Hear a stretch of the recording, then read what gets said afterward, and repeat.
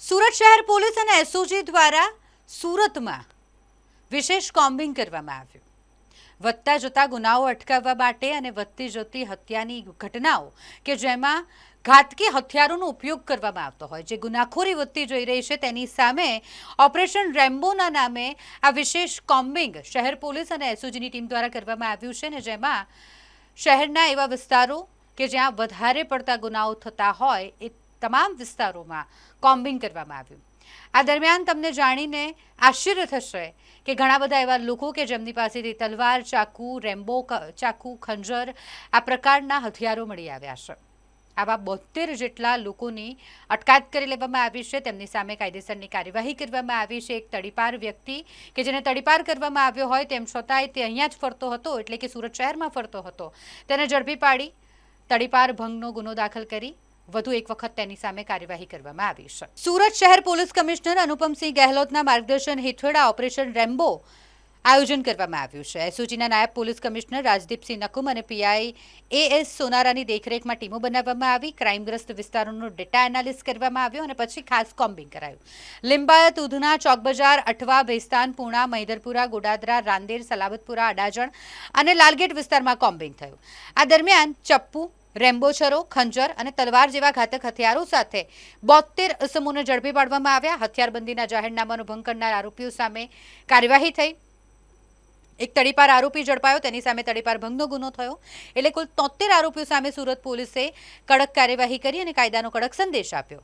ઝડપાયેલા આરોપીઓ અગાઉ murder, double murder, half murder, લૂંટ, ચોરી, મોબાઈલ સ્નેચિંગ, ડ્રગ્સ અને ગુજસીટોક જેવા ગંભીર ગુનાઓમાં સંડોવાયેલા હોવાનું ખુલ્યું.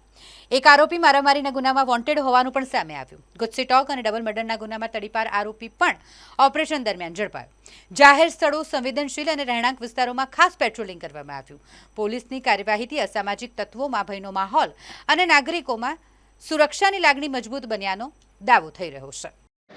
એસઓજીએ ઓપરેશન રેમ્બો હાથ ધર્યો. એના અંતર્ગત સમગ્ર શહેરના અલગ અલગ જે અમારા ડિવિઝન છે એની અંદર એક ડ્રાઈવ આપવામાં આવી હતી. એ ડ્રાઈવ દરમિયાનમાં જેટલા પણ તડીપાર થયેલા છે તે ઇસમો, ગુજસીટોક અગાઉ થઈને છૂટેલા છે તે તથા મારામારીના ગુનાવાળા અને ગંભીર ગુનાવાળા જે આરોપીઓ છે એને ચેક કર્યા અને અમુકને કોમ્બિંગ દરમિયાનમાં રોડ પર પણ મળી આવે એવી રીતે ટોટલ 72 જે છે આરોપીઓ પકડી પાડ્યા છે હથિયારો સાથે, અને 72 હથિયારો પણ પકડ્યા છે. આ દરમિયાનમાં એક આસિફ તલવાર કરીને તડીપાર ભંગનો કેસ પણ કરવામાં આવ્યો છે. જે તડીપાર થયેલો હોવા છતાં શહેરમાં હાજર હતો, એનું નામ છે આસિફ તલવાર, જે ગુજસીટોક અને ડબલ મર્ડરનો આરોપી છે તે પણ પકડાયો છે.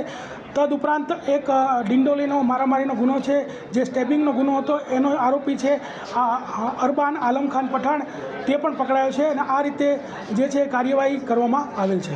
કેટલા કલાકની આ કાર્યવાહી હતી? કઈ રીતે ઓપરેશન ગઈકાલે સાંજે હાથ ધરવામાં આવેલી હતી અને અમારા ડિવિઝનની જે અલગ અલગ ટીમો છે અને જે અમારા ત્રણેય પીઆઈ છે એને અલગ અલગ ટીમો બનાવી અને અમુક અમારા જે બાતમીદારો દ્વારા બાતમીઓ મળી હતી કે આની પાસે હથિયાર છે એને ચેક કરવામાં આવ્યા, અમુક રોડ પરથી મળી આવ્યા અને આ રીતે જે સમગ્ર કાર્યવાહી હાથ ધરીને 72 હથિયારો સાથે 72 ઇસમોને ઝડપી પાડવામાં આવે છે.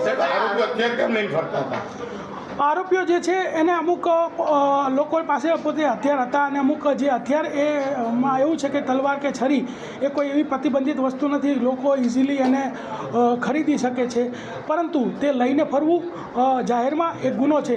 એટલા માટે આ રીતે જાહેરમાં આ લોકો ફરતા હોય, આ લોકો ઉપર હથિયાર ભંગનો જે કેસ છે દાખલ કરવામાં આવે. મોટાભાગના જે છે રેમ્બો છરી છે, તલવાર છે, આ પ્રકારના તીક્ષ્ણ હથિયારો છે. આરોપીઓ જે છે એના વિરુદ્ધ કોઈ ગુનાઓ નોંધાઈ ચૂક્યા છે અગાઉ?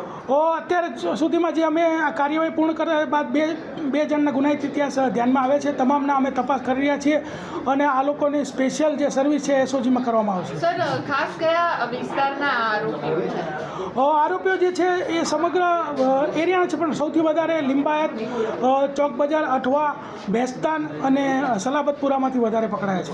આરોપીઓ હથિયાર ક્યાંથી રહ્યો એવું પૂછપરછમાં સામે આવ્યું છે. એ અત્યારે જે છે અમે આરોપીઓને પકડી અને જે છે એનું કાર્યવાહી પૂર્ણ કરી છે અને હવે એની તપાસ કરવામાં આવશે. સર, આ જે હથિયારો પકડાયા છે અમુક ગંભીર પ્રકારનો ગુનો કહેવાય કે સામાન્ય ગુનો છે એટલે લઈને પડતા હોય છે? હથિયારો પકડાય છે એ ગુનો તો છે જ, અને ગુનો જે છે એ હંમેશા ગુનો જ રહે છે.